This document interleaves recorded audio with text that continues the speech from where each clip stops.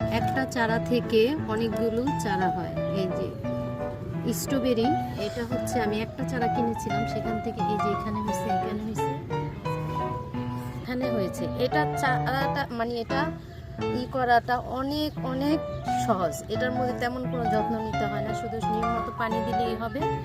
তো আমি এখানে একটা চারা কিনেছিলাম, সেখান থেকে অনেকগুলো চারা হয়েছে। আমি দেখিয়ে দিচ্ছি কিভাবে লাগাতে হয়। আমি দেখিয়ে দিচ্ছি, এখানে মাটি দিয়ে দিচ্ছি। মাটির হচ্ছে সবজি পচা, এগুলো দিয়ে নিয়েছি আমি, কাটাকাটি সবজি সেগুলো দিয়ে দিয়েছি। আর উপরে হচ্ছে মাটি দিয়ে দিচ্ছি। মাটি দেওয়ার এখানে দিয়ে দিলাম, অনেকগুলো মাটি লাগবে, একটু বেশি মাটি লাগে।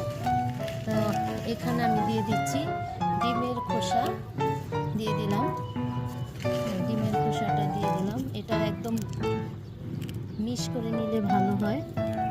তো এখানে দিয়ে দিলাম, তার উপরে আমি কিছু মাটি দিয়ে দিচ্ছি। মাটি দিয়ে দিচ্ছি। এখন এখানে আমি লাগিয়ে দেব গাছগুলো। মানে মাটিটা একটু উঁচা উঁচা দিতে হবে, যেন পানি জমে না থাকে। স্ট্রবেরিতে যদি পানি জমে থাকে তাহলে গাছটা পচে যাবে, নষ্ট হয়ে যাবে।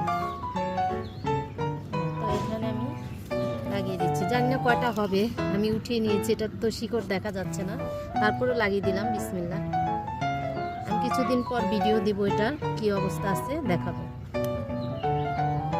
সবাই দোয়া করবেন যেন গাছগুলা সুস্থভাবে বেড়ে ওঠে।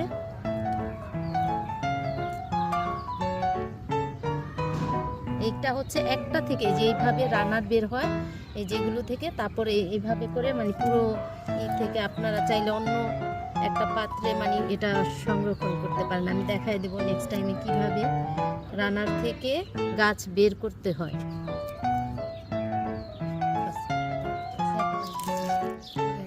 এখন আমি পানিটা দিয়ে দিলাম, পানিটা বেশি করেই প্রথম দিয়ে দিলাম, যেহেতু গাছটা মাটিটা বসবে এর জন্য। কিন্তু খেয়াল রাখতে হবে যেন মাটির এই গোড়ার মধ্যে যেন পানি জমে না থাকে। আমি কিছু মাটি উপরে দিয়ে দেবো যেন পানিটা টেনে যায়। এখন পানিটা শুকিয়ে যাবে। তো ভিডিওটা কেমন লাগলো? যদি ভালো লাগে অবশ্যই লাইক কমেন্ট করবে। আল্লাহ হাফেজ।